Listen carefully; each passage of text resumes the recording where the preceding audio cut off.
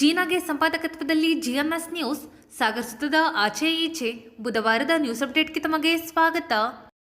ಮುಖ್ಯಾಂಶಗಳು: ಕೃಷಿ ಇಲಾಖೆ ನೂತನ ಕಟ್ಟಡ ಉದ್ಘಾಟನೆ, ಅಡಿಕೆ ಕಣಜದ ಜೊತೆ ಭತ್ತದ ಕಣಜವನ್ನು ಕಾಪಾಡಲು ಶಾಸಕರ ಕರೆ, ಕೊಪ್ಪ ಮಳ್ಳದಲ್ಲಿ ಕನ್ನಡ ರಾಜ್ಯೋತ್ಸವ ಮತ್ತು ಕಾನೂನು ಅರಿವು, ಕನ್ನಡ ಭಾಷೆ ಉಳಿಸಿ ಬೆಳೆಸಲು ನ್ಯಾಯಾಧೀಶರ ಕರೆ, ಸಾಮಾಜಿಕ ಬಹಿಷ್ಕಾರಕ್ಕೆ ಒಳಗಾಗಿದ್ದರೆ ಕಾನೂನು ಸಮಿತಿ ಸಹಕಾರ ಪಡೆಯಲು ಎಂಎಸ್ ಗೌಡರ್ ಸಲಹೆ, ಶಂಕರಮಠದಿಂದ ಆರೋಗ್ಯ ಸಚಿವರಿಗೆ ಸನ್ಮಾನ, ಕೆಎಫ್ಡಿ ನಿಯಂತ್ರಣ ಪ್ರಮುಖ ಆದ್ಯತೆ ಎಂದ ಸಚಿವರು, ದಿನೇಶ್ ಗುಂಡೂರಾವ್ ಸ್ವಯಂ ಪ್ರತಿಭಾವಂತರು ಎಂದ ಅಶ್ವಿನಿ ಕುಮಾರ್, ಸಾಗರದ ಪ್ರಮುಖ ರಸ್ತೆ ಅಗಲೀಕರಣ, ಗಣಪತಿ ದೇವಸ್ಥಾನ ಅಭಿವೃದ್ಧಿ ಕುರಿತು ಶಾಸಕರ ಮಾಹಿತಿ. ಈಗ ಸುದ್ದಿಯ ವಿವರ. ಮಲೆನಾಡು ಭತ್ತದ ಕಣಜ ಹೋಗಿ ಅಡಿಕೆ ಕಣಜವಾಗಿದೆ. ಭತ್ತ ಬೆಳೆಯುತ್ತಿದ್ದ ಜಾಗವನ್ನು ಅಡಿಕೆ ಅತಿಕ್ರಮಿಸಿದೆ. ಭತ್ತದ ಬೆಳೆ ಬಗ್ಗೆ ನಿರಾಸಕ್ತಿ ಬೇಡ, ಅಡಿಕೆ ಜೊತೆಗೆ ಭತ್ತದ ಬೆಳೆಗೂ ಒತ್ತು ನೀಡಬೇಕು ಎಂದು ಶಾಸಕ ಹಾಗೂ ಅರಣ್ಯ ಕೈಗಾರಿಕಾ ಅಭಿವೃದ್ಧಿ ನಿಗಮದ ಅಧ್ಯಕ್ಷ ಗೋಪಾಲಕೃಷ್ಣ ಬೇಳೂರು ತಿಳಿಸಿದರು. ಸಾಗರದ ಎಪಿಎಂಸಿ ಪ್ರಾಂಗಣದಲ್ಲಿ ಮಂಗಳವಾರ ಕೃಷಿ ಇಲಾಖೆ ವತಿಯಿಂದ ನಿರ್ಮಿಸಲಾದ ಸುಮಾರು 1.17 ಕೋಟಿ ರೂಪಾಯಿ ವೆಚ್ಚದ ಸಾಗರ ಉಪವಿಭಾಗದ ಕೃಷಿ ನಿರ್ದೇಶಕರ ಕಚೇರಿಯನ್ನು ಲೋಕಾರ್ಪಣೆ ಮಾಡಿ ಅವರು ಮಾತನಾಡುತ್ತಿದ್ದರು. ಯಾಕಂದ್ರೆ ನಮ್ಮ ಇಲಾಖೆ ಬಾಡಿಗೆಯಲ್ಲಿ ನಡೆಸ್ತಾ ಇದ್ರು. ಇವತ್ತು ತಮ್ಮದೇ ಆದಂತ ಸ್ವಂತ ಕಟ್ಟಡಕ್ಕೆ ಹೋಗಿದ್ದಾಗ ತಮ್ಮ ಮನೆನೇ ಇವತ್ತು ಹೊಸದಾಗಿ ಗೃಹ ಪ್ರವೇಶ ಆದಂಗೆ ಖುಷಿಯಲ್ಲಿದ್ದಾರೆ. ಇವತ್ತು ಆ ತರ ಸಂಭ್ರಮದಲ್ಲಿದ್ದಾರೆ. ಆ ಸಂಭ್ರಮ ಖುಷಿಯಾಗಿರ್ಬೇಕನ್ನೋ ಖುಷಿ ಆಗುತ್ತಿದೆ. ಯಾಕಂದ್ರೆ ಆ ತರ ಚೆನ್ನಾಗಿ ಬಂದಿದೆ, ಬಿಲ್ಡಿಂಗ್ ತುಂಬಾ ಅದ್ಭುತವಾಗಿ ಬಂದಿದೆ. ಒಳ್ಳೆ ಮೀಟಿಂಗ್ ಮಾಡ್ಬೋದು ಅಥವಾ ಬೇರೆ ಬೇರೆ ಕೃಷಿ ಚಟುವಟಿಕೆಗಳಿಗೆ ಏನೇನೆಲ್ಲ ಇದು ಮಾಡ್ಲಿಕ್ಕೆ ಅವಕಾಶ ಇದೆ. ನನಗೆ ಒಂದು ರೈತರಿಗೆ ಮಾಹಿತಿ ಕೊಡುವಂತ ಚಟುವಟಿಕೆಗಳು ಕೊಡುವಂತ ಕೇಂದ್ರ ಇದಾಗಿದ್ದರಿಂದ ಹೆಚ್ಚೆಚ್ಚು ಒತ್ತನ್ನ ರೈತರ ಪರವಾಗಿ ನೀವು ಕೊಡಿ. ಅದೇ ಮೇನ್ ನಮಗೆ ಬಹಳ. ನಾನು ಹೇಳಿದ್ದೇನೆ ತುಂಬಾ ಸರಿ ಲೋಕೇಶ್ವರಿಗೆ ಹೇಳಿದ್ದೀನಿ, ರೈತರಿಗೆ ಸಿಗುವಂತ ಸೌಲಭ್ಯಗಳಿಗೆ ಯಾವುದೇ ಕೊರತೆ ಇಲ್ಲ ರೀತಿಯಲ್ಲಿ ಕೊಡಬೇಕು. ಯಾಕಂದ್ರೆ ನಮ್ದು ಸರ್ಕಾರ ಇವತ್ತು ಬಂದ ಮೇಲೆ ರೈತರ ಪರವಾಗಿ ನಾವು ಸರ್ಕಾರ ಕೆಲಸ ಮಾಡಬೇಕಾಗಿದೆ. ಹಾಗಾಗಿ ಯಾವುದೇ ಕುಂದು ಕೊರತೆ ಇಲ್ಲದೆ ನೋಡಿಕೊಂಡು ಮತ್ತು ರೈತರಿಗೆ ಸಿಗುವಂತ ಸೌಲಭ್ಯವನ್ನು ಕೊಡುವಂತ ರೀತಿಯಲ್ಲಿ ಯಾವುದೇ ಇರ್ಬೋದು ಆ ವಸ್ತುಗಳನ್ನ ಅವ್ರಿಗೆ ನೀಡೋ ಮೂಲಕ, ಮತ್ತು ರೈತರಿಗೆ ಯಾವುದೇ ರೈತರು ಬಂದ್ರು ನಿಮ್ಮ ಸಂಸ್ಥೆ ಬಂದಾಗ ಗೌರವಿತ ನಡ್ಕೊಳ್ರಿ, ರೈತರನ್ನ ಚೆನ್ನಾಗಿ ಮಾತಾಡ್ಸ್ರಿ. ಯಾಕಂದ್ರೆ ಇವತ್ತು ಬಹಳ ಪ್ರಮುಖವಾದ ನಮ್ಮ ರೈತರು, ನಮ್ಮ ಬೆನ್ನೆಲುಬು, ದೇಶದ ಬೆನ್ನೆಲುಬು ರೈತರು. ನಮ್ಗೆ ಏನಾಗಿದೆ, ಭತ್ತ ಬೆಳೆಯೋರು ಕಮ್ಮಿ ಆಗ್ಬಿಟ್ಟಿದ್ದಾರೆ, ಅಡಿಕೆ ಬೆಳೆಯೋರು ಜಾಸ್ತಿ ಆಗ್ಬಿಟ್ಟಿದ್ದಾರೆ. ಹಂಗಾಗಿ ಸ್ವಲ್ಪ ಮಾಡಲ್ ಆಗ್ಬಿಟ್ಟಿದ್ದಾರೆ, ಸ್ವಲ್ಪ ಚೇಂಜಸ್ ಆಗ್ಬಿಟ್ಟಿದೆ. ಈಗ ಅಡಿಕೆ ಬೆಳೆ ಬಹಳ ಇದು ಭತ್ತದ ಖನಿಜ ಏನಿತ್ತು ನಮ್ಮ ಭದ್ರಾವತಿಯಿಂದ ಹಿಡಿದು ಶಿವಮೊಗ್ಗದ ಭತ್ತದ ಖನಿಜ ಅಂತ ಇತ್ತು. ಈಗ ಭತ್ತದ ಖನಿಜ ಹೋಗಿ ಅಡಿಕೆ ಖನಿಜ ಆಗ್ಬಿಟ್ಟಿದೆ. ಈಗ ಇದರಿಂದ ನಮ್ಗೆ ಸಮಸ್ಯೆಗಳು ಆಗ್ತಾ ಇದೆ ಸ್ವಲ್ಪ. ಆದ್ರೂ ಸಹ ಅಡಿಕೆ ಬೆಳೆಯನ್ನ ನಾವು ಏನು ಇದು ಮಾಡ್ಲಿಕ್ಕೆ ಆಗೋದಲ್ಲ. ಅದು ರೈತರ ಧ್ವನಿಯಾಗಿರುವಂತ ಮತ್ತು ರೈತರಿಗೆ ಆಧಾರವಾಗಿರುವಂತ ಒಂದು ಅಡಿಕೆ, ಅದು ಬೆಳಿಬೇಕಾಗುತ್ತೆ. ಹಾಗಾಗಿ ಕೃಷಿ ಇಲಾಖೆಯಿಂದ ಬರುವಂತ ಎಲ್ಲಾ ಸೌಲಭ್ಯಗಳನ್ನ ರೈತರಿಗೆ ಮುಡಿಸುವಂತ ಕೆಲಸ ನೀವು ಮಾಡಿ ಅಂತ ಇವತ್ತು ಹೇಳಿ ಬಹಳ ಖುಷಿಯಿಂದ ಇವತ್ತು ಈ ಒಂದು ಕಟ್ಟಡವನ್ನು ಉದ್ಘಾಟನೆ ಮಾಡಿದ್ದೀನಿ. ಮುಂದೆ ನಿಮ್ಮೆಲ್ಲ ಫರ್ನಿಚರ್ಸ್ ಏನೇನಿವೆ ಎಲ್ಲ ಶಿಫ್ಟ್ ಮಾಡ್ಕೊಂಡು ಒಳ್ಳೆ ರೀತಿಯ ರೈತರಿಗೆ ನಾವು ದೂರ ಆಗಲ್ಲ, ಎಲ್ಲದಕ್ಕೂ ಅನುಕೂಲ ಆಗುತ್ತಲ್ಲ. ಸೆಂಟ್ರಲ್ ಇದೆ ಸ್ವಲ್ಪ ಎಲ್ಲ ಮಾಡಿ. ಮತ್ತೆ ರೈತರಿಗೆ ಸ್ವಲ್ಪ ಕಾರ್ಯಕ್ರಮ ಮಾಡ್ಬೇಕು ಕಿರಣ್ ಕುಮಾರ್. ನಿಮ್ಮ ಇವತ್ತು ಡಿ ಆಗಿ ಇವತ್ತು ನೀವು ಇದ್ದೀರಿ. ಹೆಚ್ಚು ರೈತರಿಗೆ ಈ ಭಾಗದ ಬಹಳಷ್ಟು ಹೋಬಳಿ ಮಟ್ಟದಲ್ಲಿ, ಲೋಕೇಶ್ ಹೋಬಳಿ ಮಟ್ಟದಲ್ಲಿ ಹೋಗಿ ಒಂದು ಕಾರ್ಯಕ್ರಮ ಮಾಡಿ. ಏನಂತ ಹೇಳಿದ್ರೆ ರೈತರಿಗೆ ಹೋಗಿ ಅಲ್ಲಿ ಕಾರ್ಯಕ್ರಮ ಮಾಡಿ ಏನೇನ್ ಸಿಗುತ್ತೆ, ಕೃಷಿ ಇಲಾಖೆಯಿಂದ ಏನೇನ್ ಬರುತ್ತೆ, ಏನೇನ್ ಸಿಗುತ್ತೆ, ಏನ್ ಆಗ್ಬೋದು, ಮತ್ತೆ ರೈತರಿಗೆ ಏನೇನು ಔಷಧಿ ಹೊಡಿಬೇಕನ್ನೋದೆಲ್ಲ ಇರುತ್ತೆ. ಅದೆಲ್ಲ ನೀವು ಮಾಹಿತಿ ಕೊಟ್ರೆ ಬಹಳಷ್ಟು ಜನರು ರೈತರಾಗ್ತದೆ. ಕೆಲವೊಂದು ರೈತರು ನೋಡಿದ್ದೀನಿ, ಯಾವ್ದೋ ಔಷಧಿ ಹೊಡಿಯಕ್ ಹೋಗಿ ಕೊಳೆರ ಇದ್ರ ರೋಡ ಕೊಳೆ ಔಷಧಿ ಹೊಡೆದು ಭತ್ತನೇ ತಕ್ಕೊಂಡಿಯಾರ, ಮೊನ್ನೆ ಕೊಳೆನಾಶಕ ಹೊಡೆದು ಭತ್ತನೇ ತಕ್ಕೊಂಡ್ಬಿಟ್ಟಿಯಾರ. ಪಾಪ ಅವ್ನಿಗೆ ಗೊತ್ತಾಗಲ್ಲ. ಅದಕ್ಕೆ ಕಾರ್ಯಕ್ರಮ ಮಾಡಿದ್ರೆ ಪಾಪ ಆ ಮುಗ್ಧ ರೈತರಿಗೆ ಸ್ವಲ್ಪ ಗೊತ್ತಾಗತ್ತೆ ಏನು ಹೊಡಿಬಹುದು ಏನು ಅನ್ನೋದು ಗೊತ್ತಾಗತ್ತೆ. ಯಾಕಂದ್ರೆ ಬೆಳೆದಂತ ಭತ್ತಕ್ಕೆ ಒಂದ್ಸಲ ಕೊಳೆ ರೋಗ ಹೊಡೆದು ಅವ್ನ ಜೀವನ ಹಾಳು ಮಾಡ್ಕೊಳ್ತಾನೆ. ಅದರಿಂದ ರೈತ ಸತ್ತ ಆತ್ಮಹತ್ಯೆ ಮಾಡ್ಕೊಂಡ್ಬಿಡ್ತಾರೆ. ಇವೆಲ್ಲ ಆಗ್ಬಾರ್ದು. ರೈತ ಆತ್ಮಹತ್ಯೆ ಮಾಡ್ಕೋಬಾರ್ದು ಅಂತಿದ್ರೆ ರೈತರ ಪರವಾಗಿ ಧ್ವನಿ ಇರುವಂತ ಕೃಷಿ ಇಲಾಖೆಯವರು ಅವಾಗ ಕಾರ್ಯಕ್ರಮವನ್ನು ಮಾಡಿ ಒಳ್ಳೆಯ ರೀತಿಯಲ್ಲಿ ಕೆಲಸ ಮಾಡ್ಕೊಂಡು ಹೋಗಿ ಒಳ್ಳೇದಾಗ್ಲಿ. ಬಹಳ ಖುಷಿ ಆಯ್ತು ನನಗೆ ಈ ಒಂದು ಕಟ್ಟಡ ನೋಡಿ. ಯಾಕಂದ್ರೆ ಇಷ್ಟು 1,17,17,00,000 ರೂಪಾಯಿಗೆ ಆಗಿದೆ. ತುಂಬಾ ಚೆನ್ನಾಗೇ ಬಂದಿದೆ. ಬಹುಶಃ ಇಷ್ಟು ಚೆನ್ನಾಗಿ ಕಟ್ಟಡ ಮಾಡಿದ್ದಾರೆ. ಗುತ್ತಿಗೆದಾರಿಗೆ ಒಂದು ಅಭಿನಂದನೆ ಹೇಳೋಣ. ತುಂಬಾ ಚೆನ್ನಾಗಿ ಮಾಡಿದ್ದಾರೆ. ಅವರಿಗೂ ಅಭಿನಂದನೆ ಹೇಳೋ ಮೂಲಕ ಈ ಒಂದು ಕಾರ್ಯಕ್ರಮಕ್ಕೆ ಉದ್ಘಾಟನೆಗೆ ಕರೆದು ಕೃಷಿ ಇಲಾಖೆಯ ಉಪನಿರ್ದೇಶಕ ಡಾಕ್ಟರ್ ಕಿರಣ್ ಕುಮಾರ್, ನಗರಸಭಾ ಸದಸ್ಯರಾದ ಶಂಕರ ಅಳ್ವಿಕೋಡಿ, ಗಣಪತಿ ಮಂಡಗಳಲ್ಲಿ ನಾಗರತ್ನ ನಾರಾಯಣಪ್ಪ, ರವಿ ಲಿಂಗನಮಕ್ಕಿ, ಪ್ರಮುಖರಾದ ಚೇತನ್ರಾಜ್ ಕಣ್ಣೂರು, ಕೆ ಹೊಳೆಯಪ್ಪ, ಲೋಕೇಶ್, ಜಯಕುಮಾರ್ ಇನ್ನಿತರರು ಹಾಜರಿದ್ದರು. ಕುಮಾರ್ ಸ್ವಾಗತಿಸಿದರು. ವಿನಾಯಕರಾವ್ ಬೇಳೂರು ವಂದಿಸಿದರು. ಕೆಲವು ಶಾಲೆಗಳಲ್ಲಿ ಕನ್ನಡ ಮಾತನಾಡಿದರೆ ದಂಡ ಹಾಕುತ್ತಾರೆ. ಇದನ್ನು ಸಹಿಸಲು ಸಾಧ್ಯವಿಲ್ಲ. ಕನ್ನಡ ಭಾಷೆ ಉಳಿಸಿ ಬೆಳೆಸಲು ಮಕ್ಕಳಿಗೆ ಪ್ರೋತ್ಸಾಹ ಕೊಡಬೇಕು ಎಂದು ಪ್ರಧಾನ ಹಿರಿಯ ವ್ಯವಹಾರ ನ್ಯಾಯಾಧೀಶರಾದ ಎಸ್ ನಟರಾಜ್ ತಿಳಿಸಿದರು. ಸಾಗರ ತಾಲೂಕಿನ ಕೊಪ್ಪ ಮಳ್ಳ ಗ್ರಾಮದಲ್ಲಿ ಬುಧವಾರ ತಾಲೂಕು ಕಾನೂನು ಸೇವಾ ಸಮಿತಿ, ವಕೀಲರ ಸಂಘ, ಕೊಪ್ಪ ಕಾಗೋಡುದಿಂಬ ಮಳ್ಳ ನಾರಗೋಡು ಗ್ರಾಮಸ್ಥರ ಆಶ್ರಯದಲ್ಲಿ ಹಮ್ಮಿಕೊಳ್ಳಲಾಗಿದ್ದ ಕನ್ನಡ ರಾಜ್ಯೋತ್ಸವ ಮತ್ತು ಕಾನೂನು ಅರಿವು ನೆರವು ಕಾರ್ಯಕ್ರಮವನ್ನು ಉದ್ಘಾಟಿಸಿ ಅವರು ಮಾತನಾಡುತ್ತಿದ್ದರು. ಎಷ್ಟೋ ಜನರಿಗೆ ಸಾಕಷ್ಟು ವರ್ಷಗಳಿಂದ ಹಾಗೆ ಇದೆ. ನಾವು ಯಾವ ಲೀಗಲ್ ಏಡ್ ಪ್ರೋಗ್ರಾಮ್ ಹೋಗ್ತೀವೋ ಆ ಲೀಗಲ್ ಏಡ್ ಪ್ರೋಗ್ರಾಮ್ ಸಾಕಷ್ಟು ಜನ ಕ್ವಶನ್ಸ್ ಅದನ್ನೇ ಕೇಳೋದು. ನಾವು ಹೆಣ್ಮಕ್ಳಿಗೆಲ್ಲ ಮದುವೆ ಮಾಡಿಬಿಟ್ಟಿದೀವಲ್ವಾ, ಹೆಣ್ಮಕ್ಳಿಗೆಲ್ಲ ಏನ್ ಬೇಕೆಲ್ಲ ಕೊಟ್ಟು ಕಳಿಸ್ಬಿಟ್ಟಿದೀವಿ, ಅವ್ರಿಗೆಲ್ಲ ನಾವು ಯಾಕೆ ಭಾಗ ಕೊಡಬೇಕು? ತಿರ್ಗಾ ನಮ್ಮ ತಂದೆ ತಾಯಿರವ್ರಿಗೆ ಏನ್ ಬೇಕೆಲ್ಲ ಕೊಟ್ಟು ಕಳಿಸಿದೀವಿ, ಹಾಗಾಗಿ ಅವ್ರಿಗೆ ಭಾಗ ಇಲ್ಲ ಅನ್ನೋದು ಒಂದು ಎಲ್ಲರೂ ಸಾಕಷ್ಟು ಜನ ಕ್ವಶನ್ ರೈಸ್ ಮಾಡ್ತಾರೆ. ಪ್ಲಸ್ ಅವ್ರು ಸಮಾನವಾದ ಹಕ್ಕು ಕೊಡ್ಬೇಕಾ ಅವ್ರಿಗೆ? ಅವ್ರ ಗಂಡನ ಮನೇಲಿ ಅವ್ರಿಗೆ ಆಸ್ತಿ ಸಿಗ್ತದೆ, ತಾಯಿ ಮನೇಲಿ ಯಾಕೆ ಆಸ್ತಿ ಕೊಡಬೇಕು ಅಂತ ಹೇಳಿ ಅವ್ರು ಸಾಕಷ್ಟು ಕ್ವಶನ್ಸ್ ರೈಸ್ ಮಾಡ್ತಾರೆ. ಹಾಗಾಗಿ ಈ ಹಂತದಲ್ಲಿ ನಿಮ್ಗೆ ಪಾರ್ಟಿಷನ್ಸ್ ಬಗ್ಗೆ, ಈ ವಿಭಾಗದ ಬಗ್ಗೆ ಸ್ವಲ್ಪ ಅರಿವು ಮೂಡಿಸೋಕೆ ನಾನು ಪ್ರಯತ್ನ ಪಡ್ತೇನೆ. 1956ನೇ ಇಸ್ವಿ ಪೂರ್ವದಲ್ಲಿ ಹೆಣ್ಮಕ್ಳಿಗೆ ಯಾವುದೇ ಭಾಗ ಇರ್ತಾ ಇರಲಿಲ್ಲ. ತಂದೆ ಆಸ್ತಿ ಆಗಲಿ ಇಲ್ಲ ಪಿತ್ರಾಜಿತ ಆಸ್ತಿ. ಪಿತ್ರಾಜಿತ ಆಸ್ತಿ ಅಂದ್ರೆ 4 ತಲೆಮಾರ್ದಿರೋದು, ಅಂದ್ರೆ ಮುತ್ತಜ್ಜನ ಆಸ್ತಿಯಲ್ಲಿ ಅಂತ. ಅವಾಗ ಹೆಣ್ಮಕ್ಳಿಗೆ ಯಾವುದೇ ರೀತಿ ಭಾಗ ಕೊಡ್ತಾ ಇರಲಿಲ್ಲ.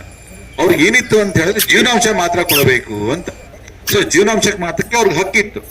1956 ಪೂರ್ವದಲ್ಲಿ ಬರೀ ಜೀವನಾಂಶ ಮಾತ್ರ ಹೆಣ್ಮಕ್ಳನ್ನ ಕೇಳಿ ಪಡ್ಕೊಂತಾ ಇದ್ರು. ತದನಂತರ ಏನಾಯ್ತು ಅಂತ ಹೇಳಿದ್ರೆ ತಂದೆ ಆಸ್ತಿಯಲ್ಲಿ ಹೆಣ್ಮಕ್ಳಿಗೆ ಸಮಾನವಾದ ಭಾಗ ಕೊಡಬೇಕು ಅಂತ 1956 ಇಸ್ವಿ ನಂತರ ಬಂತು. ಅಲ್ಲಿ ತಂದೆ ಆಸ್ತಿ ಅಂದ್ರೆ ಒಂದೇ ಅಂತಲ್ಲ, ಈ ಪಿತ್ರಾಜಿತ ಆಸ್ತಿಗಳು ಇರ್ತದಲ್ಲ, 4 ತನ್ಮಾನ ಆಸ್ತಿಯಲ್ಲಿ ಗಂಡು ಮಕ್ಕಳ ತರ ಈಕ್ವಲ್ ಆಗಿ ಕೊಡೋದೇನು ಇರೋದಿಲ್ಲ. ಅವರಿಗೆ ತಂದೆಗೆ ಒಂದು ಭಾಗ ಕೊಡ್ತೀವಿ ನಾವು. ಉದಾಹರಣೆಗೆ 2 ಗಂಡು ಮಕ್ಕಳು, 1 ಹೆಣ್ಣು ಮಗು ಇರ್ತದೆ, ತಂದೆ ಒಬ್ಬ ಇರ್ತಾನೆ. ಅವಾಗ ಏನ್ ಮಾಡ್ತಾ ಇತ್ತು ಕೋರ್ಟ್ ಅಂತ ಹೇಳಿದ್ರೆ 2 ಗಂಡು ಮಕ್ಕಳಿಗೆ ಒಂದು ಭಾಗ ಕೊಡ್ತಾ ಇದ್ರು, ತಂದೆಗೆ ಒಂದು ಭಾಗ ಕೊಡ್ತಾ ಇದ್ರು. ಆ ತಂದೆ ಭಾಗದಲ್ಲಿ ತಿರ್ಗಾ ಏನ್ ಮಾಡ್ತಾ ಇದ್ವಿ ನಾವು, ಗಂಡು ಮಕ್ಕಳಿಗೆ ತರ ಒಂದೊಂದು ಭಾಗ ಕೊಟ್ಟು ತಾಯಿಗಾಗ್ಲಿ ಹೆಂಡತಿಗಾಗ್ಲಿ ಮಗಳಿಗಾಗಿ ಒಂದು ಭಾಗ ಕೊಡ್ತಾ ಇದ್ವಿ ನಾವು. ಹಾಗಾಗಿ ಮೊದಲು ಸಮಾನವಾದ ಭಾಗ ಇರ್ತಾ ಇರಲಿಲ್ಲ. ತಂದೆ ಪಾಲಿನಲ್ಲಿ ಮಾತ್ರ ಹೆಣ್ಮಗಳಿಗೆ ಭಾಗ ಸಿಗ್ತಾ ಇತ್ತು ಆಗ. ತದನಂತರ ಏನಾಯ್ತು, 1994 ಅಲ್ಲಿ ನಮ್ಮ ಕರ್ನಾಟಕ ಒಂದು ಅಮೆಂಡ್ಮೆಂಟ್ ಅಂತು. ಅದ್ರಲ್ಲಿ ಏನ್ ಮಾಡುದು, ಪಿತ್ರಾಜಿತ ಆಸ್ತಿಯಲ್ಲಿ ಸಮಾನವಾದ ಭಾಗ ಕೊಡಬೇಕು, ಗಂಡು ಮಕ್ಕಳಿಗೆ ಯಾವ ರೀತಿ ಭಾಗ ಕೊಡ್ತೀವೋ ಹೆಣ್ಮಕ್ಳಿಗೂ ಅದೇ ರೀತಿ ಭಾಗ ಕೊಡಬೇಕು ಅಂತ ಮಾಡಿದ್ರು. ಅದನ್ನ 2005 ಕೂಡ ಸೆಂಟ್ರಲ್ ಗವರ್ಮೆಂಟ್ ಒಂದು ಆಕ್ಟ್ ಅಂತು. ಹೌದು, ಗಂಡು ಮಕ್ಕಳಿಗೆ ಏನ್ ನಾವು ಭಾಗ ಕೊಡ್ತಾ ಇದೀವೋ ಎಲ್ಲಾ ಆಸ್ತಿಯಲ್ಲಿ ಹೆಣ್ಮಕ್ಳಿಗೂ ಭಾಗ ಕೊಡಿ ಅಂತ ಮಾಡ್ತು. ಅದು ಸಾಕಷ್ಟು ಕಾಂಪ್ಲಿಕೇಶನ್ಸ್ ಹಾಕಿತ್ತು, ಅದು ಸಾಕಷ್ಟು ಚಾಲೆಂಜ್ ಮಾಡ್ಕೊ ಬಂದ್ರು. 2023ನಲ್ಲಿ ನಮ್ಮ ಸುಪ್ರೀಂ ಕೋರ್ಟ್ ಫೈನಲ್ ಒಂದು ವರ್ಡಿಕ್ಟ್ ಮಾಡ್ತು, ಒಂದು ಜಜ್ಮೆಂಟ್ ಮಾಡ್ತು. ಅದ್ರಲ್ಲಿ ಏನ್ ಮಾಡಿದ್ರು, ಹೆಣ್ಮಕ್ಳಿಗೆ ಗಂಡು ಮಕ್ಕಳ ತರ ಸಮಾನವಾದ ಭಾಗ ಕೊಡಿ. ಸೊ ಹಾಗಾಗಿ ಪ್ರಾಪರ್ಟಿ ಯಾವ್ದಾರ ಇರ್ಲಿ, ಈಗ ತಂದೆ ಪ್ರಾಪರ್ಟಿ ಆಗಿರ್ಲಿ ಮುತ್ತಜ್ಜನ್ ಪ್ರಾಪರ್ಟಿ ಆಗಿರ್ಲಿ, ಅವರಿಗೆ ಸಮಾನವಾದ ಭಾಗ ಇದೆ. ಅಲ್ಲೇ ಒಂದು ಕಂಡೀಷನ್ ಹಾಕಿದ್ರು. ಒಂದು ಕಂಡೀಷನ್ ಏನಂತ ಹೇಳಿದ್ರೆ 2004 ಪೂರ್ವದಲ್ಲಿ ಏನಾದ್ರೂ ಗಂಡು ಮಕ್ಕಳು ರಿಜಿಸ್ಟರ್ ಪಾರ್ಟಿಷನ್ ಮಾಡ್ಕೊಂಡಿದ್ದಾರೆ, ಇಲ್ಲ ಕೋರ್ಟ್ ಇಂದ ಡಿಗ್ರಿಯನ್ನ ತಗೊಂಡಿದ್ದಾರೆ, ಅಂತ ಪ್ರಾಪರ್ಟಿಯಲ್ಲಿ ಹಕ್ಕಿಲ್ಲ, ಅದನ್ನ ಓಪನ್ ಮಾಡಕ್ ಆಗೋದಿಲ್ಲ ಅಂತ. ಸೊ ಯಾವಾರು ಗಂಡು ಮಕ್ಳು ಏನಾದ್ರು 2004 ಪೂರ್ವದಲ್ಲಿ ಏನಾದ್ರು ರಿಜಿಸ್ಟರ್ ಡಾಕ್ಯುಮೆಂಟ್ಸ್ ಏನ ಮಾಡಿ ಪಾರ್ಟಿಷನ್ ಮಾಡ್ಕೊಂಡಿದ್ರೆ, ರಿಜಿಸ್ಟರ್ ಪಾರ್ಟಿಷನ್ ಡೀಡ್ ಮಾಡ್ಕೊಂಡಿದ್ರೆ, ಇಲ್ಲ ಅಂತ ಹೇಳಿದ್ರೆ ಕೋರ್ಟಿಂದ ಡಿಗ್ರಿ ತಗೊಂಡಿದ್ರೆ, ಅಂತ ಕೇಸಲ್ಲಿ ಹೆಣ್ಣು ಮಕ್ಕಳಿಗೆ ಭಾಗ ಇಲ್ಲ. ಅದೇ ರೀತಿ ಆ ಸೊತ್ತುನೇನಾದ್ರು ಗಂಡು ಮಕ್ಕಳ ತಂದೆ ತಾಯಿ ಏನಾದ್ರು ಮಾರಾಟ ಮಾಡಿಬಿಟ್ಟಿದ್ದಾರೆ, 2004 ಪೂರ್ವದಲ್ಲಿ ಮಾರಾಟ ಮಾಡಿದ್ದಾರೆ, ಅದನ್ನ ಪ್ರಶ್ನೆ ಮಾಡಕ್ ಆಗೋದಿಲ್ಲ. ಸೊ ಇದೊಂದೇ ರೈಡರ್ ಇದ್ರಲ್ಲಿ, ಅಂದ್ರೆ 2004 ಟ್ರಾನ್ಸಾಕ್ಷನ್ಸ್ ಆಗಿದ್ರೆ ಅದ್ರಲ್ಲಿ ಹೆಣ್ಮಕ್ಳಿಗೆ ಭಾಗ ಇಲ್ಲ ಅಂತ. ಇವ್ ಯಾವ ಆಸ್ತಿ ಆಗದ್ರೆ ಉಳಿದಿದ್ರೆ ಕೂಡ ಅಂತದಲ್ಲಿ ಭಾಗ ಕೊಡಬೇಕು ಅಂತ ಮಾಡಿದ್ದಾರೆ. ಈ ರೀತಿ ಜಡ್ಜ್ಮೆಂಟ್ಸ್ ಬಂದಿದ್ರು ಕೂಡ ನಾವು ಕೋರ್ಟ್ ಅಲ್ಲಿ ಏನ್ ನೋಡ್ತಾ ಇದೀವಿ, ಎಷ್ಟೋ ಕೇಸಸ್ ಅಲ್ಲಿ ಅಣ್ಣ ತಮ್ಮರು ಬರ್ತಾರೆ ಕೋರ್ಟ್ಗೆ, ನಾವ್ ಯಾಕೆ ಭಾಗ ಕೊಡ್ಬೇಕು ಅವ್ರಿಗೆ, ನಾವು ಭಾಗ ಕೊಡಲ್ಲ ಅಂತ. ಈಗ ಸೆಟ್ಲ್ ಆಗಿದೆ. ನಾನು ಹೇಳದ್ನಲ್ಲ, ಮೊದಲು ಕನ್ಫ್ಯೂಷನ್ ಇತ್ತು, ಯಾವ್ದಲ್ಲಿ ಕೊಡಬೇಕು ಯಾವ್ದಲ್ಲಿ ಕೊಡಬಾರ್ದು ಅಂತ. ಈಗ ಹಾಗಲ್ಲ, ಎಲ್ಲದಲ್ಲೂ ಕೊಡಬೇಕು ಅಂತ ಮಾಡಿದ್ದಾರೆ. ನೀವು 20 ವರ್ಷ ನೀವು ಕೇಸ್ ನಡೆಸಿದ್ರೆ ಕೂಡ ನೀವು ತೀರ್ಮಾನ ಆಗೋದಿದ್ದೇನೆ. ನೀವು ಯಾವಾಗ ಅದ್ರ ಮೊದಲು ನೀವು ಹೆಣ್ಮಕ್ಳಿಗೆ ಏನಾಗಿರ್ತದೆ ಅಂತ ಹೇಳಿದ್ರೆ ಅವ್ರಿಗೆ ಭಾಗ ಇಂಪಾರ್ಟೆಂಟ್ ಇರಲ್ಲ. ಅವ್ರಿಗೆ ಏನಾಗ್ತದೆ, ತವ್ರ ಮನೇಲಿ ಸಿಗೋ ಪ್ರೀತಿ ಕಮ್ಮಿ ಆಗಿರ್ತದೆ. ಒಂದಲ್ಲ ಒಂದು ಕಾರಣ, ನನಗೆ ಮದುವೆ ಆದ ನಂತರ ಸ್ವಲ್ಪ ಚೇಂಜಸ್ ಆಗ್ತದೆ, ನಿಮ್ಗೆಲ್ಲ ಗೊತ್ತಿದೆ. ಮನೆಗೆ ಸೊಸೆ ಬಂದ ನಂತರ ನಾದಿಂಗ್ ನಡ್ಸ್ಕೊಂಡ ರೀತಿನೇ ಬೇರೆ ಇರ್ತಿತ್ತು. ಹಾಗಾಗಿ ಏನಾಗ್ತದೆ, ಸ್ವಲ್ಪ ಜಿದ್ದಕ್ಕೆ ಬಿದ್ದು ಭಾಗ ಕೇಳ್ತಾರೆ ಅವರು. ಅಷ್ಟು ಬಿಟ್ರೆ ಅವ್ರಿಗೆ ಭಾಗ ತಗೊಳ್ಳೇಬೇಕು, ಅಣ್ಣ ತಮ್ಮರಿಗೆ ತೊಂದರೆ ಕೊಡಬೇಕನ್ನೋ ಉದ್ದೇಶ ಅವ್ರಿಗೆ ಇರೋದಿಲ್ಲ. ಆದ್ರೆ ಯಾವಾಗ ಅವ್ರಿಗೆ ನೋಡಿ ಪ್ರೀತಿ ಕಮ್ಮಿ ಆಯ್ತು ಅಂತ ಹೇಳಿದ್ರೆ ಆಗ ನಾವೇನ್ ಹೇಳ್ತೀವಿ, ಜಿದ್ದು ಜಾಸ್ತಿ ಆಗ್ತದೆ. ಹಾಗಾಗಿ ನ್ಯಾಯಾಲಯಕ್ಕೆ ಬರ್ತಾರೆ. ಸೊ ಹಾಗಾಗಿ ಅಂತದೇನಂದ್ರೆ ನೀವೇನಾದ್ರು ನಾವು ಲೋಕಾದರಸ್ ಮಾಡ್ತೀವಿ, ಪ್ರತಿ 1 ವರ್ಷದಲ್ಲಿ 4-5 ಬಾರಿ ಲೋಕಾದರಸ್ ಬರ್ತದೆ. ಈ ಲೋಕಾದರಸ್ ಎಲ್ಲ ನಾವು ಹೆಣ್ಮಕ್ಳನ್ನ ಕರೆದು ನೀವು ಪ್ರೀತಿಯಿಂದ ಮಾತಾಡಿ, ನೋಡಿ ಈ ರೀತಿ ಆಗಿದೆ, ನಿಮ್ಮ ಮದುವೆಗೆ ಇಷ್ಟೆಲ್ಲ ನಾವೆಲ್ಲ ಖರ್ಚು ಮಾಡಿದೀವಿ, ತದನಂತರ ನಾವೆಲ್ಲ ಕಷ್ಟ ಬಿದ್ದು ದುಡ್ಡು ಹಾಕಿದೀವಿ, ಅದಕ್ಕೆ ನಾವಿದನ್ನೆಲ್ಲ ಇಂಪ್ರೂವ್ಮೆಂಟ್ಸ್ ಮಾಡಿದೀವಿ, ಹಾಗಾಗಿ ನೀವು ಸ್ವಲ್ಪ ಅದನ್ನ ಭಾಗದಲ್ಲಿ ₹1 ತಗೊಳ್ಳೋದ್ರೆ 50 ಪೈಸೆ ತಗೊಳ್ಳಿ, 25 ಪೈಸೆ ತಗೊಳ್ಳಿ ಅಂತ ನೀವು ಹೆಣ್ಣು ಮಕ್ಕಳಿಗೆ ನೀವು ಏನಾದ್ರು ಕೂತು ಮಾತಾಡಿದ್ರೆ ಖಂಡಿತ ಅವ್ರು ಒಪ್ತಾರೆ. ಪ್ರತಿಯೊಂದು ಹೆಣ್ಣು ಮಕ್ಕಳಿಗೂ ತವರು ಮನೆ ಮೇಲೆ ಪ್ರೀತಿ ಇರ್ತದೆ. ಗಂಡನ ಮನೆಗೆ ಚೆನ್ನಾಗಿದ್ದಾರೆ ಖಂಡಿತ ಪ್ರೀತಿ ತವರು ಮನೆ ಕಡೆಗೆ ಇರ್ತಾರೆ. ಅದನ್ನ ಬಿಟ್ಟು ಏನ್ ಮಾಡ್ತಾರೆ, ಸುಮ್ಮನೆ ಕೇಸ್ ನಡೆಸ್ತೀವಿ ಅಂತ ಹೇಳಿ ಇಲ್ದಿರೋಲ್ಲ ಡಿಫೆನ್ಸ್ ರೈಸ್ ಮಾಡ್ತಾರೆ. ಅದು ಮಾಡ್ತಾರೆ, ಭಾಗ ನಮಗೆ ಬಿಟ್ಟು ಕೊಟ್ಬಿಟ್ಟಿದ್ದಾರೆ, ನಾವು ಮೊದಲೇ ಯಾರಿಗ ಮಾಟ ಮಾಡ್ಬಿಟ್ಟಿದೆ, ನಮ್ಗೆ ಗಿಫ್ಟ್ ಆಗ್ಬಿಟ್ಟಿದೆ, ಅದಾಗ್ಬಿಟ್ಟಿದೆ, ಅವ್ರಿಗೆ ಭಾಗನೇ ಕೊಡೋಣ ಹೇಳಿದ್ನಲ್ಲ. 20 ವರ್ಷ ಅಲ್ಲ 30 ವರ್ಷ ನೀವು ಏನ್ ಕೇಸ್ ನಡೆಸಿದ್ರೆ ಕೂಡ ಇದು ಕಾನೂನು ಇಷ್ಟೇನೆ. ನೀವು ಎಲ್ಲೋದ್ರೆ ಕೂಡ ಇದೇ ಕಾನೂನು ಸಿಗ್ತದೆ. ಅದ್ರ ಬದಲು ನೀವು ಕೇಸನ್ನ ನೀವು 20 ವರ್ಷ ನೀವು ನಡೆಸಿ ನೀವು ಅವ್ರಿಗೆ ಸಮಾನವಾದ ಭಾಗ ಕೊಡೋ ಮೊದಲು ಅವ್ರಿಗೆ ಲೋಕದಲ್ಲಿ ಕೂರ್ಸಿತಪ್ಪ ಏನೋ ನೀವು ಮಾತಾಡಿದ್ರೆ ಖಂಡಿತ ಅವರು ಹೆಣ್ಮಕ್ಳು ನಿಮ್ಗೆ ಒಪ್ತಾರೆ. ಇನ್ನೊಂದು ಎಲ್ಲರೂ ಹೇಳ್ಬೋದು, ಹೆಣ್ಮಕ್ಳಿಗೆಲ್ಲ ನಾವು ಆಗಿನ ಕಾಲದಲ್ಲಿ 10 ಲಕ್ಷ 20 ಲಕ್ಷ ನಾವೆಲ್ಲ ಖರ್ಚು ಮಾಡಿ ಮದುವೆ ಮಾಡಿರ್ತೀವಲ್ಲ, ಅದು ನಮಗೆ ಲಾಸ್ ಆಗಿದೆಯಲ್ಲ ಹೇಗೆ ಅಂತ. ಖಂಡಿತ ನೀವೇನಾದ್ರು ಕೋರ್ಟಿಗೆ ಬಂದು ಅದ್ರಿಗೆ ಏನಾದ್ರು ಎವಿಡೆನ್ಸ್ ಕೊಟ್ಟು ಸಾಬೀತೇನ ಪಡಿಸಿದ್ರೆ ಹೆಣ್ಮಕ್ಳಿಗೆ ಇಷ್ಟು ನಾವೆಲ್ಲ ಖರ್ಚು ಮಾಡಿದೀವಿ, ಇಷ್ಟು ಒಡವೆಗಳನ್ನ ತಗೊಂಡಿದೀವಿ, ಮದುವೆ ಚೋಟಿಗೆ ಇಷ್ಟು ಖರ್ಚಾಗಿದೆ, ಬಟ್ಟೆಗೆ ಇಷ್ಟು ಖರ್ಚಾಗಿದೆ ಅಂತ ನಿಮ್ಮ ಕಡೆಗೆ ಏನೋ ದಾಖಲೆ ಏನಾರು ಇದ್ರೆ ಆ ಹೆಣ್ಮಕ್ಳಿಗೆ ನಾವೇನು ಭಾಗ ಕೊಡ್ತೀವಿ ಆ ಭಾಗದಲ್ಲಿ ಈ ಖರ್ಚಿನ ಎಕ್ಸ್ಪೆಂಡಿಚರ್ಸ್ ಏನಿದೆ ನಾವು ಲೆಸ್ ಮಾಡ್ತೀವಿ. ಆದ್ರೆ ಸಮಸ್ಯೆ ಅನ್ನೋದು ಯಾರು ದಾಖಲೆ ಇಟ್ಕೊಳೋದಿಲ್ಲ. ಯಾರು ಗೊತ್ತು ಮುಂದೆ ತಂಗಿ ಅಂದ್ರೆ ಹಿಂಗ್ ಮಾಡ್ತಾರೆ ಅಂತ ಯಾರಿಗೂ ಇರೋದಿಲ್ಲ. ಹಾಗಾಗಿ ದಾಖಲೆ ಸಿಗಲ್ಲ. ಯಾಕಂದ್ರೆ ನಾವು ಕೋರ್ಟ್ಗೆ ಅಂತ ಹೇಳಿದ ಜಡ್ಜಸ್ ಏನಂದ್ರೆ ನಾವು ಐ ವಿಟ್ನೆಸ್ ಅಲ್ವಲ್ಲ, ನೀವು ಏನ್ ಮದುವೆ ಮಾಡಿದಿರಿ ಹ್ಯಾಕ್ ಮಾಡಿದ್ರೆ ನಾವು ನೋಡಿರೋದಿಲ್ಲ. ನಮ್ಗೆ ಆಧಾರ ಬೇಕು, ನೀವು ಎವಿಡೆನ್ಸ್ ಕೊಡ್ಬೇಕು ನಮ್ಗೆ. ನೀವು ಎವಿಡೆನ್ಸ್ ಏನಾದ್ರು ಕೊಟ್ರೆ ಖಂಡಿತ ನಾವು ಅದನ್ನ ಕನ್ಸಿಡರ್ ಮಾಡಬೇಕಾಗ್ತದೆ. ಹಾಗಾಗಿ ನಾವೆಲ್ಲ ಕೋರ್ಟಲ್ಲಿ ನಾವೇನ್ ನೋಡ್ತಾ ಇದೀವಿ, ಆಲ್ಮೋಸ್ಟ್ 50% ಆಫ್ ಕೇಸಸ್ ಏನಿದೆ ಬರೀ ವಿಭಾಗದ ಕೇಸಸ್ ಇದೆ.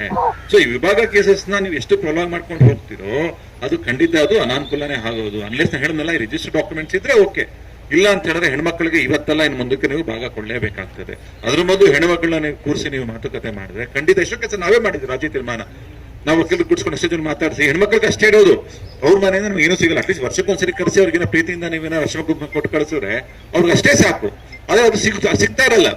ಹಾಗಾಗಿ ಏನಾಗ್ತದೆ, ಅವ್ರ ಕಡೆ ಜಿದ್ದು ಬೆಳೆಸ್ಕೊಂಡಿರ್ತಾರೆ. ಎಷ್ಟೋ ಕೇಸಲ್ಲಿ ನಾವೇ ಕೂತು ಮಾತಾಡಿ ಅವ್ರಿಗೆ ಒಂದು ಸಣ್ಣದ ಒಂದು ಭಾಗವನ್ನ ನಾವು ಅವ್ರಿಗೆ ಕೊಟ್ಟು ಕಳಿಸಿ ಎಷ್ಟೋ ಕೇಸ್ನ ನಾವು ರಾಜ್ಯದಲ್ಲಿ ತೀರ್ಮಾನ ಮಾಡಿದ್ದೀವಿ. ಹಾಗಾಗಿ ಪ್ರತಿ 1 ವರ್ಷಗಳು ಲೋಕಾಯುಕ್ತ ಬರ್ತಾ ಇದೆ. ಹಾಗಾಗಿ ನಿಮ್ಮ ಕುಟುಂಬದಲ್ಲಾಗ್ಲಿ ನಿಮ್ಮ ಸ್ನೇಹಿತರದಾಗಲಿ ಎಷ್ಟೆಷ್ಟು ಕೇಸಸ್ಗಳಿದೆ ಅವ್ರಿಗೆ ಹೇಳಿ, ನೋಡಿ ಈ ರೀತಿ ಮಾಡೋದು ಒಳ್ಳೇದಾಗ್ತದೆ, ನಿಮ್ಗೆ ಸುಮ್ಮನೆ ನಾವು ಕೇಸಸ್ ನಡೆಸಿ ಕಾನೂನು ಇದೇ ಆಗ್ತದೆ ಅಂತ ಹೇಳಿ. ಹಾಗಾಗಿ ನನ್ನ ಪ್ರಕಾರ ಅಂತ ಕೇಸಸ್ ಏನಿದೆ ವಿಭಾಗದ ಕೇಸಸ್ಗಳನ್ನ ಅಂತವೆಲ್ಲ ನಾವು ರಾಜಿ ಮಾಡ್ಕೊಂಡು ನಾವು ತೀರ್ಮಾನ ಮಾಡ್ಕೋಬಹುದು ಅಂತ.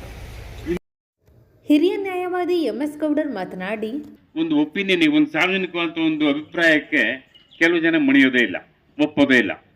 ಅಂತ ಸಂದರ್ಭಗಳಲ್ಲಿ ಅವರನ್ನ ತೀರ್ಮಾನದ ಹೊರಗಿಡೋ ಉದ್ದೇಶವಾಗಿ ಅವ್ರನ್ನ ಗ್ರಾಮದಿಂದ ಹೊರಗಿಟ್ಬಿಡ್ತಾರೆ. ಅಂಥವ್ರ ಜೊತೆ ಯಾರು ಮಾತನಾಡೋದಿಲ್ಲ, ಅವ್ರ ಮನೆ ಮಂಗಲ ಕಾರ್ಯಕ್ಕೆ ಯಾರು ಹೋಗೋದಿಲ್ಲ, ಸತ್ತಲ್ಲಿ ಯಾರು ಹೋಗೋದಿಲ್ಲ, ಅವ್ರ ಮಕ್ಕಳು ಮರಿಗಳ ಜೊತೆ ಮಾತಾಡೋದಿಲ್ಲ. ಹೀಗೆಲ್ಲ ಏನೇನೋ ಒಟ್ಟಿನಲ್ಲಿ ಆತ ಒಂದು ರೀತಿ ಸಿವಿಲ್ ಡೆತ್ ಅದು ಅವನಿಗೆ. ಅಂತ ಒಂದು ಪರಿಸ್ಥಿತಿಯನ್ನು ತಂದಿಟ್ಟು ಅನೇಕ ದುರ್ಘಟನೆಗಳಿಗೆ ಇಲ್ಲಿ ಅವಕಾಶ ಆಗಿದೆ. ನಮ್ಮ ಉದ್ಯೋಗ ಮಿತ್ರೊಬ್ರು ಅವರಿಗೂ ಇದೇ ರೀತಿ ಆಗಿತ್ತು. ಅಣ್ಣ ವೈದ್ಯರು, ಅತ್ತಿಗೆ ವೈದ್ಯರು, ತಮ್ಮ ವಕೀಲ. ಆ ಮನೆತನಕ್ಕೆ ಕಟ್ಟು ಬಂತು. ಆ ಕಟ್ಟು ಬಂದಿದ್ದು ಅಣ್ಣ ಅತ್ತಿಗೆ ಇಬ್ಬರು ಹೊರಗಡೆ ಅವರು ಹೋಯ್ದ್ರು, ಅವ್ರಿಗೇನಾದ್ರೂ ದುಷ್ಪರಿಣಾಮ ಆಗಿಲ್ಲ. ಈ ತಮ್ಮ ಇದ್ನಲ್ಲ ಅವನು ಡಿಪ್ರೆಷನ್ಗೆ ಹೋಗ್ಬಿಟ್ಟ ಈ ಕಟ್ಟಿನ ಪರಿಣಾಮವಾಗಿ. ಅವನ ಮನೇಲಿ ಏನಾದ್ರು ಒಂದ್ 2 ಆಳು ಕೆಲಸ ಇದ್ರೆ 10 ಮೈಲಿ ಆಚೆ ಹೋಗೋ ಜನ ತರಬೇಕಾಗಿತ್ತು. ಅವನ ಮನೇಲಿ ಏನಾದ್ರು ಮದುವೆ ಆದ್ರೆ ಒಬ್ಬರು ಆ ಊರ್ನವ್ರು ಬರೋದಿಲ್ಲ.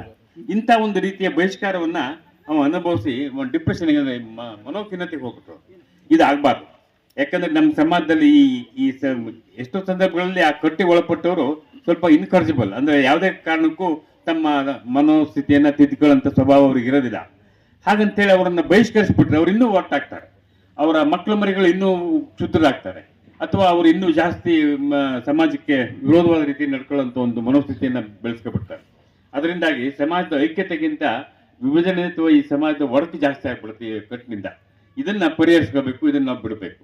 ಇದಕ್ಕೆ ಕಾನೂನಲ್ಲಿ ತಾಲೂಕು ಎಕ್ಸಿಕ್ಯೂಟಿವ್ ಮ್ಯಾಜಿಸ್ಟ್ರೇಟ್ ಅಂದ್ರೆ ತಹಸೀಲ್ದಾರರು ಅಥವಾ ಅಸಿಸ್ಟೆಂಟ್ ಕಮಿಷನರ್ಗೆ ಇದನ್ನ ಕಾಗ್ನಿಸೆನ್ಸ್ ತಗೊಳ್ಳೋ ಹಕ್ಕಿದೆ. ಇಂತಹ ಸಂದರ್ಭಗಳು ಬಂದಾಗ ಅವರಿಗೆ ನಾವು ದೂರು ಕೊಡಬೇಕು, ಅವರು ಬಂದು ಅದನ್ನ ಚೌಕಶಿ ಮಾಡ್ತಾರೆ. ಈಗ ಕೆಟ್ಟದ್ದಾದ ಮೇಲೆ ಪರಿಣಾಮ ಹುಡ್ಕೋದಕ್ಕಿಂತ ಕೆಡೋದಕ್ಕಿಂತ ಮುಂಚೆನೆ ನಾವು ಪರಿಣಾಮ ಹುಡ್ಕೊಂಡು ಬದುಕಿದ್ರೆ ಮನುಷ್ಯ ಜೀವನ.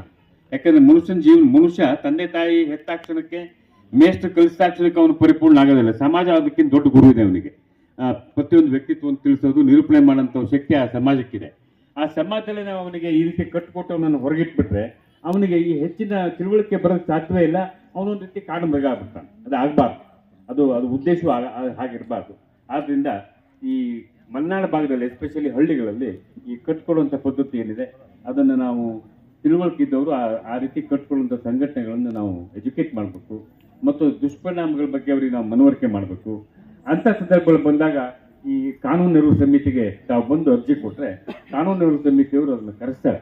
ಕರೆಸಿ ತಪ್ಪು ಒಪ್ಪು ಏನು, ಹೇಗೆ ನಡ್ಕೊಳ್ಬೇಕು, ಸಮಸ್ಯೆನ ಹೇಗೆ ಸುಧಾರಿಸಬೇಕು ಅನ್ನೋ ಒಂದು ಪರಿಶೀಲನೆಯನ್ನು ನ್ಯಾಯಾಧೀಶರ ಜೊತೆ ತೀರ್ಮಾನ ಮಾಡಿ ನಿಮ್ಗೊಂದು ಪರಿಹಾರವನ್ನು ಕೊಡ್ತಾರೆ. ಅದರಿಂದ ಈ ರೀತಿಯ ಈ ಕಟ್ಟಿಕೊಡುವಂಥ ಈ ಅನಿಷ್ಟ ಸಂಪ್ರದಾಯವನ್ನು ನಾವು ತೊಡೆದುಹಾಕಕ್ಕೆ ಸಾಧ್ಯ ಇದೆ. ಈ ಒಂದು ಸಂದರ್ಭದಲ್ಲಿ ತಾವು ಇದನ್ನು ಸರಿಯಾದ ರೀತಿಯಲ್ಲಿ ಪರಿಗಣಿಸಿ ಇಂಥ ಸಂದರ್ಭಗಳು ನಿಮ್ಮಲ್ಲಿ ನಿಮ್ಮ ನೆರೆಹೊರೆಯಲ್ಲಿ ಏನೇ ಬಂದರೂ ನೀವು ಅದಕ್ಕೆ ಪ್ರತಿರೋಧ ಒಡ್ದೇನೆ ಅಥವಾ ಅದು ಇನ್ನೂ ಹೆಚ್ಚಿನ ತರ್ಕಕ್ಕೆ ಬೀಳದೇನೆ ಸರಿಪಡೋದನ್ನು ಏನು ನಿಪ್ಪಿಟ್ಟಿಂದ ಬಡ್ ಅಂತ ಹೇಳ್ತಾರೆ, ಅಂದ್ರೆ ಪ್ರಾರಂಭದಲ್ಲಿ ನಾವು ಹೊಸಕಾಗ್ತವಂಥದ್ದು.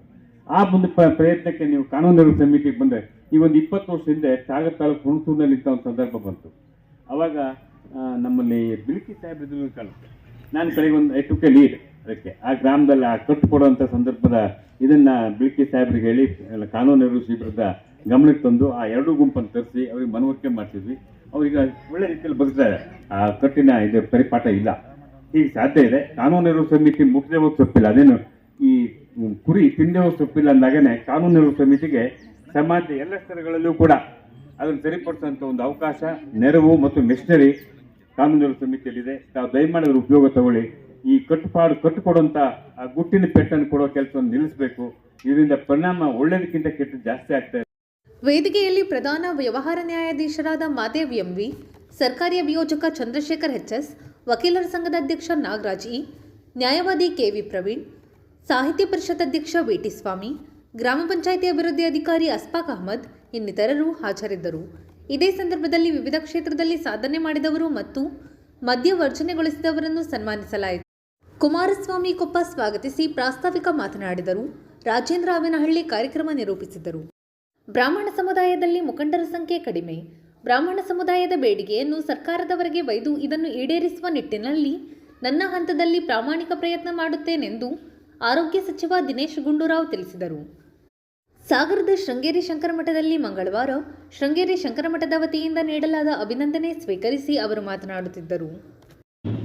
ಏನು ಪೂಜ್ಯ ಶ್ರೀ ಶ್ರೀ ಭಾರತೀ ತೀರ್ಥ ಮಹಾಸ್ವಾಮೀಜಿಗಳ ಸನ್ಯಾಸಿ ದೀಕ್ಷೆ 50ನೇ ವರ್ಷ ಮತ್ತು ಸುವರ್ಣ ಭಾರತಿ ಮಹೋತ್ಸವ, ಇದರ ಅಂಗವಾಗಿ ಇಲ್ಲಿ ಈ ಒಂದು ಸಾಮಾಜಿಕ ಒಂದು ಕಳಕಳಿ ಇಟ್ಕೊಂಡು ಏನು ಪೂಜ್ಯ ಸ್ವಾಮೀಜಿಯವರ ಒಂದು ಮಾರ್ಗದರ್ಶನದ ಅಡಿಯಲ್ಲಿ ಶಿಕ್ಷಣ, ಆರೋಗ್ಯ ಮತ್ತು ಸಮಾಜ ಸೇವೆ ಮಾಡ್ತಕ್ಕಂಥದ್ದಕ್ಕೆ ಏನು ಅವರು ಪ್ರೇರೇಪಣೆ ನೀಡಿದ್ದಾರೆ, ಅದರ ಒಂದು ಉದ್ಘಾಟನೆ ಸಮಾರಂಭ ನಾನು ಮತ್ತು ನಮ್ಮ ಶಾಸಕ ಮಿತ್ರರಾದಂಥ ಗೋಪಾಲಕೃಷ್ಣ ಇಬ್ಬರು ಸೇರಿ ಇದರಲ್ಲಿ ಭಾಗವಹಿಸ್ತಾ ಇದ್ದೀವಿ. ಭಾಳ ಸಂತೋಷ.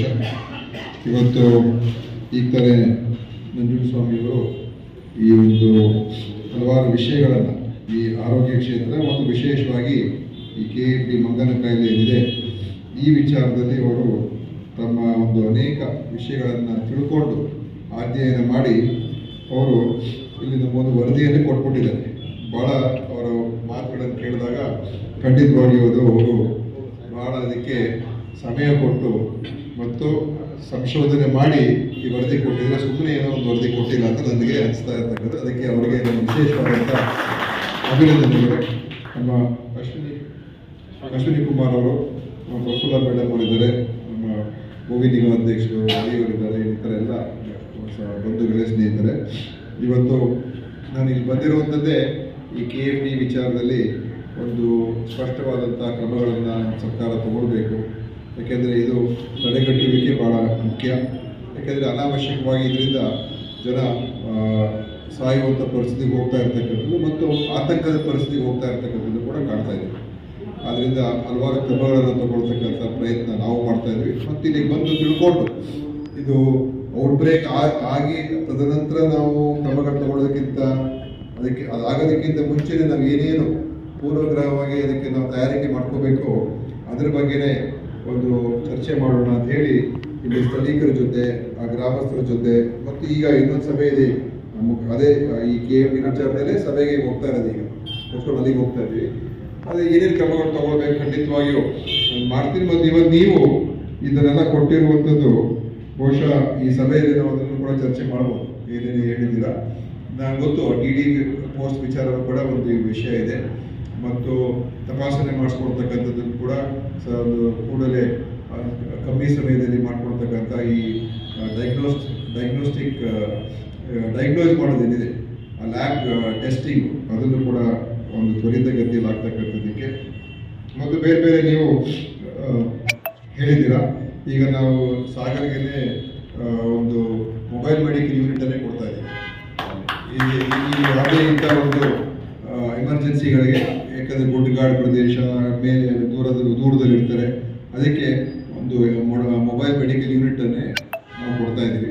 ಅದು ಖಂಡಿತವಾಗಿಯೂ ಅದಕ್ಕೆ ಒಂದು ಡಾಕ್ಟರ್ನು ಕೂಡ ಇರ್ತಾರೆ, ಮತ್ತು ನರ್ಸು ಇರ್ತಾರೆ, ಮತ್ತು ಅದರಲ್ಲಿ ಬೇರೆ ಬೇರೆ ಎಕ್ವಿಪ್ಮೆಂಟ್ ಇರ್ತದೆ.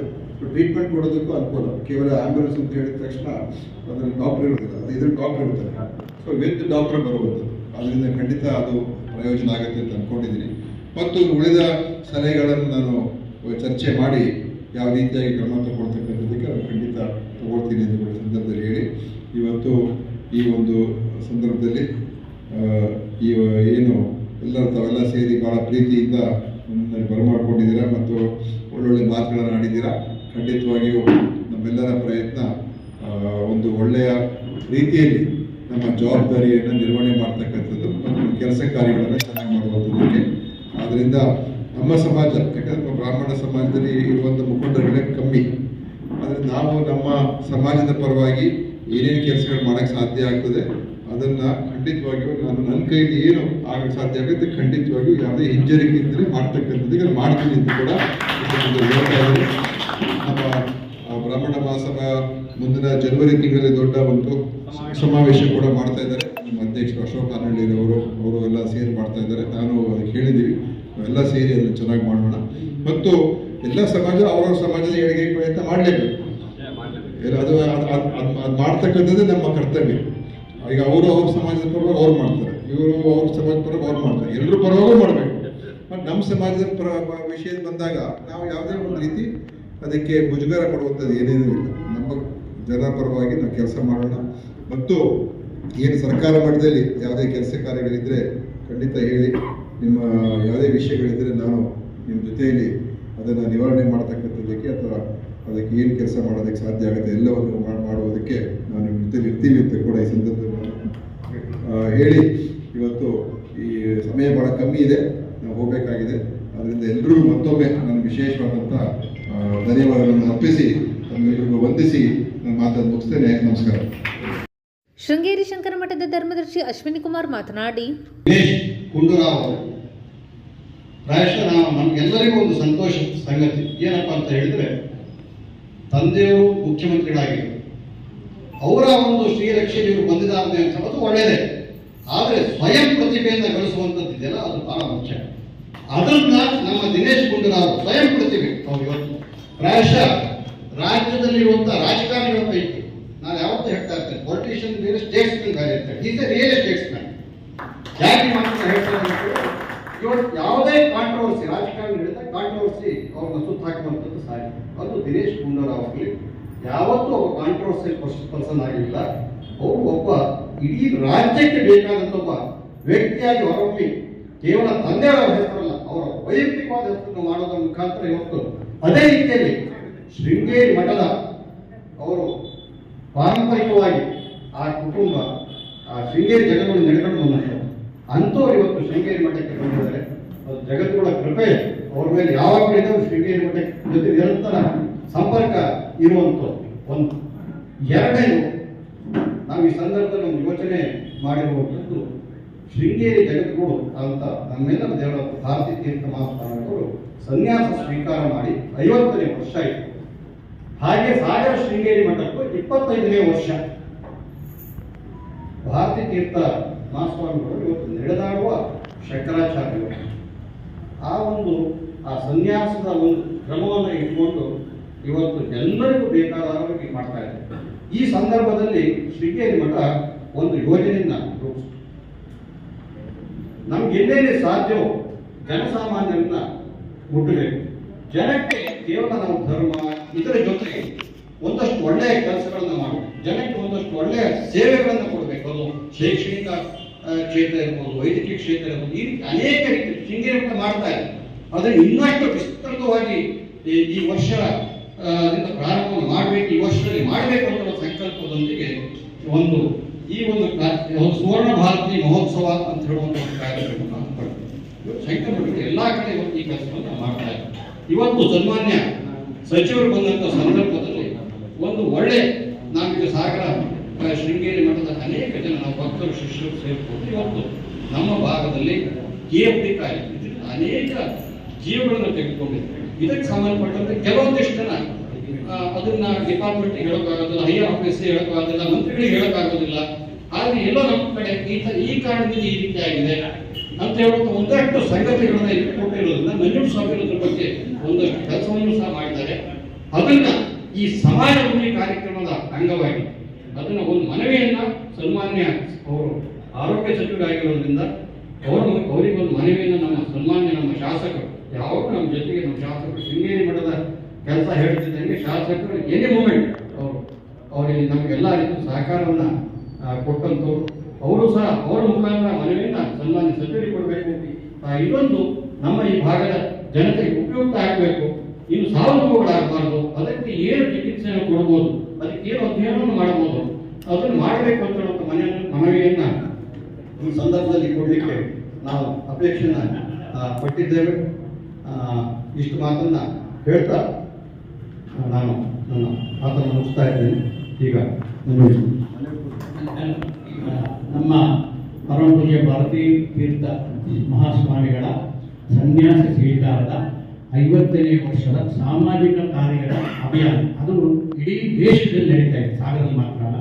ಅದು ಶಿವಮೊಗ್ಗ ಜಿಲ್ಲೆಯಲ್ಲಿ ಇವತ್ತು ನಮ್ಮ ಮಾನ್ಯ ದಿನೇಶ್ ಗುಂಡೂರಾವ್ ಅವರು ಉದ್ಘಾಟನೆ ಮಾಡಬೇಕು ಅಂತ ಹೇಳಿದ್ರೆ ನಾವು ಇದನ್ನು ಶೃಂಗೇರಿಯಿಂದ ಸಂತೋಷ ಕೊಟ್ಟಿದ್ದಾರೆ.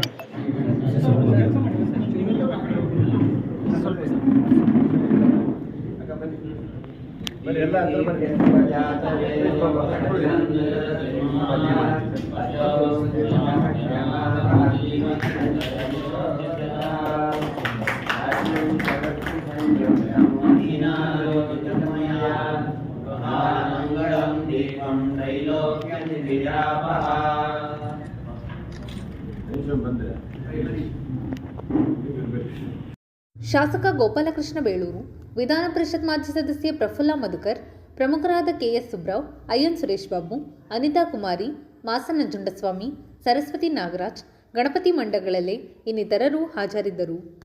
11 ಕೋಟಿ ರೂಪಾಯಿ ವೆಚ್ಚದಲ್ಲಿ ಅಗ್ರಹಾರ ವೃತ್ತದಿಂದ ರಾಮನಗರ ಮತ್ತು ಕೆಳದಿರಾಣಿ ಚೆನ್ನಮ್ಮ ವೃತ್ತದಿಂದ ಶ್ರೀಗಂಧ ಸಂಕೀರ್ಣದವರೆಗೆ ರಾಜ್ಯ ಹೆದ್ದಾರಿ ಅಭಿವೃದ್ಧಿಪಡಿಸಲಾಗುತ್ತದೆ ಎಂದು ಶಾಸಕ ಹಾಗೂ ಅರಣ್ಯ ಕೈಗಾರಿಕಾ ಅಭಿವೃದ್ಧಿ ನಿಗಮದ ಅಧ್ಯಕ್ಷ ಗೋಪಾಲಕೃಷ್ಣ ಬೇಳೂರು ತಿಳಿಸಿದರು.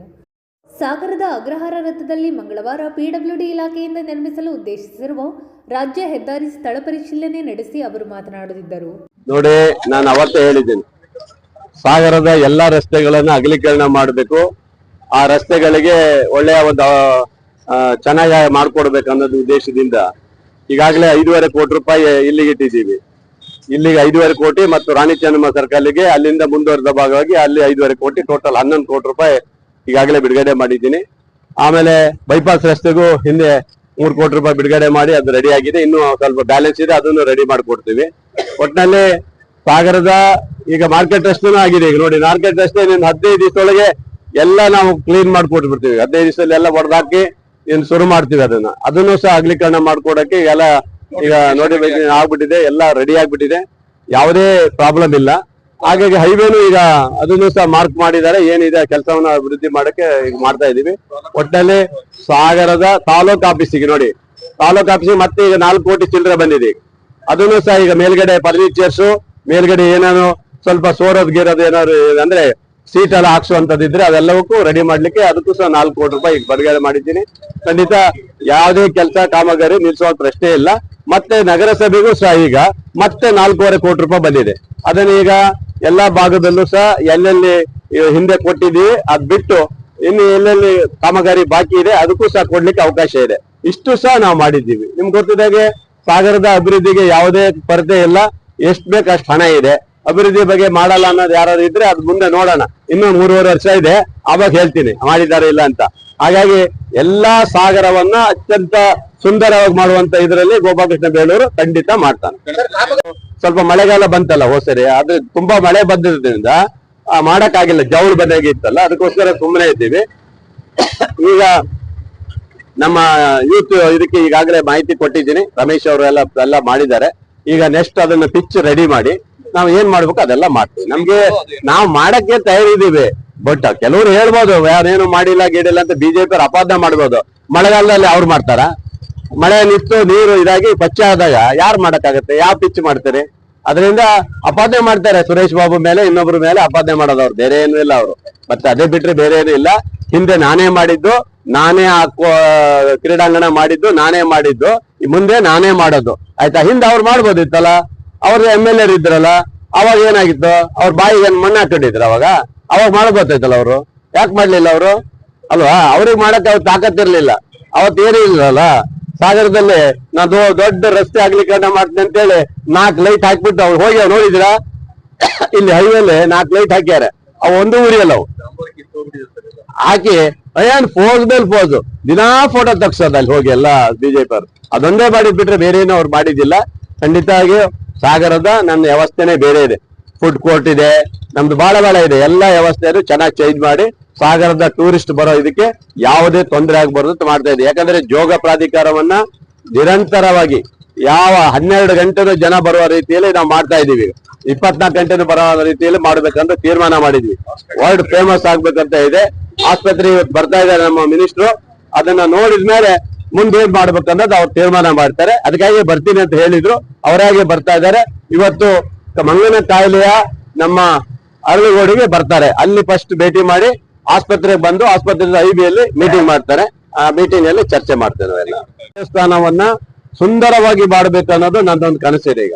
ಯಾಕಂದ್ರೆ ಯಾವಾಗಲೂ ಗೋಪುರ ಬಿದ್ದೋಗುತ್ತೆ, ಇಲ್ಲ ಅಂದ್ರೆ ಗಣಪತಿ ದೇವಸ್ಥಾನ ಸೋರುತ್ತೆ ಅನ್ನೋದು ಜನ ಹೇಳೋದ್ರಿಂದ ಒಂದು ಪವಿತ್ರವಾದಂತ ನಮ್ಮ ನಗರ ದೇವರದು. ಆ ದೇವರಿಗೆ ಯಾವುದೇ ಸಣ್ಣ ಪುಟ್ಟ ವ್ಯತ್ಯಾಸ ಆಗ್ಬಾರ್ದು ಅಂತ ಉದ್ದೇಶದಿಂದ ಈಗ ಆ ಒಂದು ಗಣಪತಿ ದೇವಸ್ಥಾನವನ್ನ ಕೇರಳ ಮಾದರಿಯಲ್ಲಿ ಆ ದೇವಸ್ಥಾನ ಮಾಡ್ಬೇಕಂತ ಈಗ ಯೋಚನೆ ಮಾಡಿದ್ದೀನಿ. ಅದಕ್ಕೆ ಈಗಾಗಲೇ ಎಲ್ಲಾ ಸಂಘ ಸಂಸ್ಥೆಗಳನ್ನ, ದೇವಸ್ಥಾನದ ಎಲ್ಲ ಕಾರ್ಯದರ್ಶಿಗಳನ್ನ ಅವ್ರನ್ನೆಲ್ಲ ಕರೆಸಿ ಕೂತು ಮಾತಾಡಿ ಅದನ್ನು ಮತ್ತು ಎದುರುಗಡೆ ಇರುವ ಆಂಜನೇಯ ದೇವಸ್ಥಾನ ಎರಡನ್ನೂ ಅಭಿವೃದ್ಧಿ ಮಾಡ್ಬೇಕು ಅನ್ನೋದು ಈಗಾಗಲೇ ಚಿಂತನೆ ಮಾಡಿದ್ದೀನಿ. ಅವು ಎರಡು, ಗಣಪತಿ ದೇವಸ್ಥಾನ, ಎದುರುಗಡೆ ಆಂಜನೇಯ ದೇವಸ್ಥಾನ, ಗಣಪತಿ ಅಲ್ಲಿಗೂ ಬರಬೇಕು, ಜನ ಅಲ್ಲಿಗೂ ಬರೋ ರೀತಿಯಲ್ಲಿ ಸುಂದರವಾಗಿ ಮಾಡ್ಬೇಕಂತ ಐಡಿಯಾ ಹಾಕಿದ್ದೀನಿ. ಈ ಸಂದರ್ಭದಲ್ಲಿ ಗಣಪತಿ ಮಂಡಗಳಲ್ಲಿ ರಮೇಶ್ ಟಿಪಿ, ಸುರೇಶ್ ಬಾಬು, ರವಿ ಲಿಂಗನಮಕ್ಕಿ ಇನ್ನಿತರರು ಹಾಜರಿದ್ದರು. ಇದು ಬುಧವಾರದ ಸಮಗ್ರ ಸುದ್ದಿ. ನಿರಂತರ ಸುದ್ದಿಗಾಗಿ ನೋಡ್ತಾ ಇರಿ GMS ನ್ಯೂಸ್. ನಮಸ್ಕಾರ.